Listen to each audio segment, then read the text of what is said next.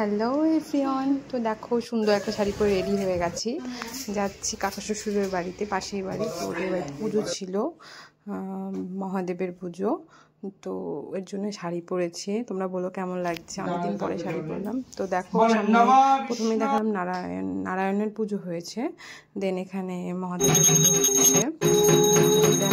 আমি একটা মালাও গাচ্ছি, আরও দুটো মালা গাচ্ছিলাম।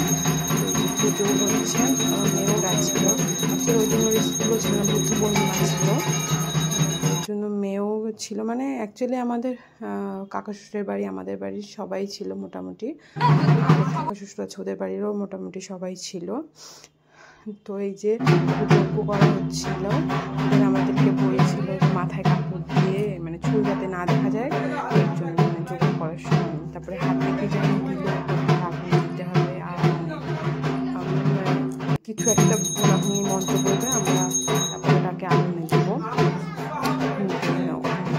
একটা তোমার বেলপাতা দিয়েছিল, এটা হচ্ছে তোমার আগুন দিতে বলছিল, মানে আঙুল সে করে করে, মানে আঙুল দিয়ে দিচ্ছিল, দিয়ে